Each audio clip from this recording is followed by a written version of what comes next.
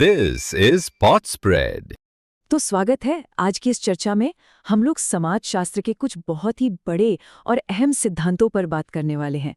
देखिए, ये जो थियरीज है ना, ये सिर्फ किताबों के लिए नहीं है, बल्कि ये हमें अपने आसपास की दुनिया, अपने समाज को एक नए नजरिए से देखने में मदद करती हैं। तो सबसे पहला और सबसे बड़ा सवाल ये उठता है कि भाई समाज को पढ़ें तो पढ़े कैसे?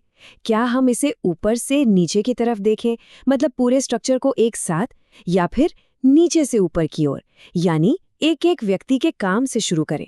आज हम पहले वाले रास्ते पर चलेंगे, जिसे कहते हैं टॉप डाउन अप्रोच। तो चलिए शुरू करते हैं इस सफर को। तो ये जो वृहद परिप्रेक्षक है या मैक्रो पर्सपेक्टिव, इसका मतलब क्या है? इसका सीधा सा मतलब है कि हम पूरे जंगल को देख रहे हैं, न कि सिर्फ एक पेड़ को। हम उन बड़ी ताकतों को समझने की कोशिश करेंगे, जैसे हमारी इकोनॉमी, हमारी सरकार, हमारा कल्चर। ये वो ताकतें हैं जो हमारी जिंदगी को आकार देती हैं। कई बार तो हमें पता भी नहीं चलता। आज की हमारी चर्चा का रोड मैप कुछ इस तरह है। सबसे पहले हम बात करेंगे संरचनात्मक प्रकार्यवाद की, जो समाज में व्यवस्था यानी ऑर्डर की बात करता है।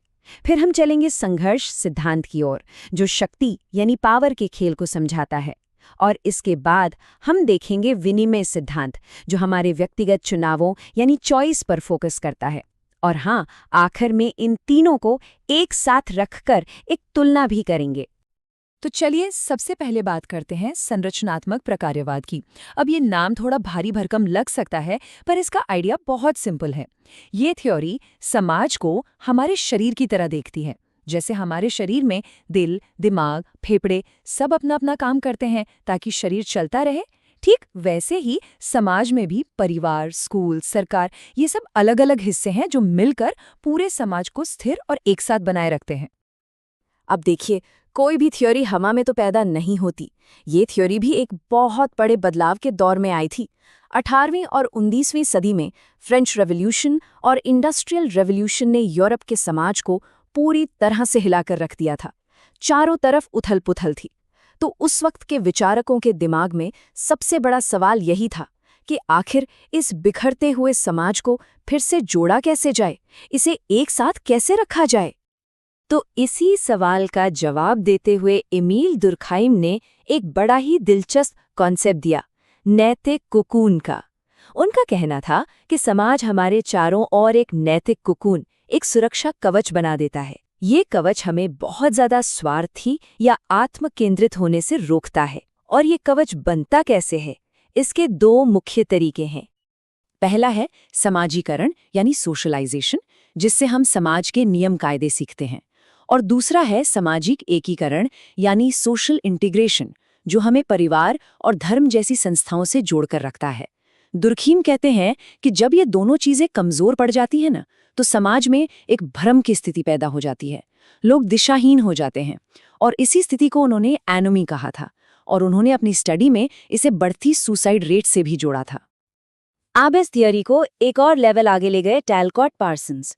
उन्होंने एक फ्रेमवर्क दिया जिसे हम AGIL स्कीमा के नाम से जानते हैं। ये परीक्षा के लिहाज से बहुत जरूरी है। उन्होंने कहा कि किसी भी समाज को अगर जिंदा रहना है तो उसे 4 जरूरी काम करने ही पड़ेंगे।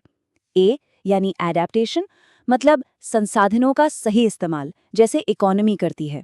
G यानी गोल अटेनमेंट, मतलब समाज के लिए लक्ष्य तय करना, जो पॉलिटिकल सिस्टम का काम है। I यानी इंटीग्रेशन, मतलब समाज के अलग अलग हिस्सों में तालमेल बिठाना, जैसे कि हमारा कानून सिस्टम करता है। और L यानी लेटेंसी, मतलब समाज के मूल्यों को एक पीढ़ी से दूसरी पीढ़ी तक पहुंचाना, जो परिवार और कल्चर का काम है। अच्छा, अब इसमें एक और बड़ा ही जरूरी सुधार किया रॉबर्ट मॉर्टन ने, और ये एग्जाम में अक्सर पूछा जाता है। उन्होंने कहा कि देखो, किसी भी सामाजिक काम के 2 तरह के नतीजे होते हैं।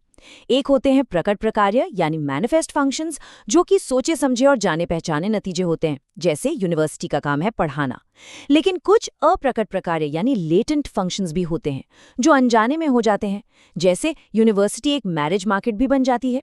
साथ ही उन्होंने दुष्प्रकार्य यानी डिसफंक्शन का कॉन्सेप्ट भी दिया, मतलब समाज की कुछ चीजें उसके लिए नुकसानदेह भी हो सकती हैं। तो ये तो हुई समाज में व्यवस्था और सामंजस्य की बात। लेकिन क्या समाज हमेशा इतना ही शांत और व्यवस्थित होता है? अब हम सिक्के का दूसरा पहलू देखने वाले हैं, एक ऐसा नजरिया जो समाज को हार्मनी से नहीं बल्कि स्ट्रगल के नजरिए से देखता है। तो चलिए अब बात करते हैं संघर्ष सिद्धांत की। संघर्ष सिद्धांत, जैसा कि नाम से ही जाहिर है, फंक्शनलिज्म के बिल्कुल उलट है। ये इस बुनियादी सवाल को चुनौती देता है कि क्या समाज सच में आपसी सहमति से चलता है। ये थ्योरी कहती है नहीं, जो व्यवस्था हमें दिखती है वो असल में एक ताकतवर ग्रुप ने दूसरे कमजोर ग्रुप पर थोपी हुई है। ये कोई सहमति नहीं, ये तो दबदबे का नतीजा है। और जब भी हम संघर्ष सिद्धांत की बात करते हैं तो सबसे पहला नाम आता है कार्ल मार्क्स का। मार्क्स के लिए हर संघर्ष की जड़ आर्थिक है, यानी पैसा।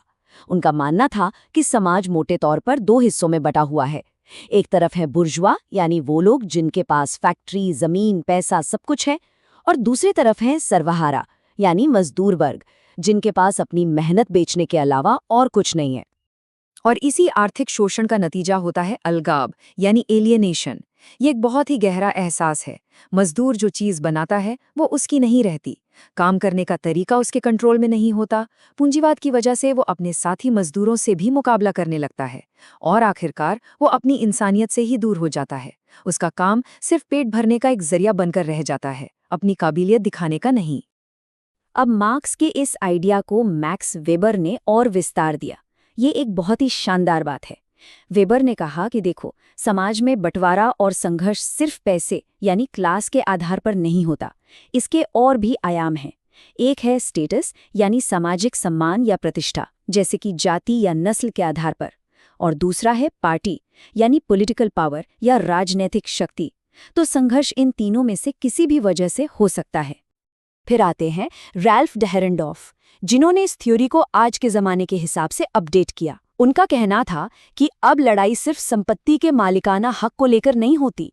आज के दौर में असली संघर्ष किसी भी संगठन, चाहे वो कंपनी हो, सरकार हो या यूनिवर्सिटी, उसके अंदर अथॉरिटी को लेकर होता है। मतलब किसके पास हुक्म चलाने की ताकत है और किसके पास नहीं। तो हमने समाज को एक सिस्टम की तरह देखा, एक जंग के मैदान की तरह देखा। अब चलिए एक और नजरिया अपनाते हैं। इस बार हम बड़े बड़े स्ट्रक्चर्स को छोड़कर व्यक्तियों के लेवल पर आते हैं। ये दुनिया है विनिमय सिद्धांत यानी एक्सचेंज थ्योरी की। इस थ्योरी की शुरुआत एक बड़े ही दिलचस्प आइडिया से होती है, मेथोडोलॉजिकल इंडिविजुअलिज्म। इसका मतलब ये है कि अगर आपको बड़े पैमाने पर होने वाली सामाजिक घटनाओं को समझना है तो आपको उसकी जड़ में जाना होगा, यानी व्यक्ति के फैसलों और उसके कामों को समझना होगा। सीधी सी बात है, पूरे समाज का बर्ताव बस उसमें रहने वाले एक एक व्यक्ति के फैसलों का जोड़ ही तो है। तो इस थ्योरी का दिल क्या है? इसका कोर आइडिया है कि हमारा हर सामाजिक व्यवहार, हर बातचीत एक तरह का लेन देन है, एक एक्सचेंज है। हम इंसान तर्क संगत प्राणी हैं और हम हमेशा फायदे और नुकसान का हिसाब किताब लगाते रहते हैं। हमारा मकसद साफ है, फायदे को बढ़ाना और लागत को कम करना। मगर यहाँ एक बड़ा सवाल खड़ा होता है। अगर हर कोई सिर्फ अपने फायदे के बारे में सोचेगा तो फिर समाज तो बिखर जाएगा ना। तो फिर समाज में स्थिरता कैसे बनी रहती है? इसके जवाब में ये थ्योरी कुछ बातें बताती है। पहला है पारस्परिकता का नियम, यानी एक उम्मीद कि अगर हम किसी की मदद करेंगे तो वो भी हमारी मदद करेगा। दूसरा है वितरणात्मक न्याय, मतलब ये विश्वास कि सबको अपनी लागत के हिसाब से ही इनाम मिलना चाहिए। और तीसरा, जब ये लेन देन बराबर का नहीं होता तो इससे पावर स्ट्रक्चर बनते हैं जो समाज में व्यवस्था बनाए रखते हैं। लेकिन जाहिर है इस थ्योरी पर भी सवाल उठाए गए। मार्क ग्रैनोवेटर का एक बहुत ही जरूरी कॉन्सेप्ट है एम्बेडेडनेस, यानी अंतःस्थापन। वो कहते हैं कि इंसान कोई अकेला एटम नहीं है जो सामाजिक संदर्भ के बाहर फैसले लेता है। हमारे सारे फैसले हमारे सोशल नेटवर्क, हमारे रिश्तों में धसे हुए होते हैं। हम अकेले नहीं सोचते। और यहीं पर हर्बर्ट साइमन का बाउंडेड रैशनैलिटी का आइडिया आता है, जो इस बात को और साफ करता है। वो कहते हैं कि असल जिंदगी में हमारे पास न तो पूरी जानकारी होती है, न सोचने के लिए असीमित समय, और न ही हमारा दिमाग कोई सुपर कंप्यूटर है। इसलिए हम हमेशा सबसे बेहतरीन यानी ऑप्टिमल चॉइस नहीं करते, हम सैटिस्फाइज करते हैं। मतलब एक ऐसा विकल्प चुनते हैं जो ठीक ठाक हो, जो काम चला दे।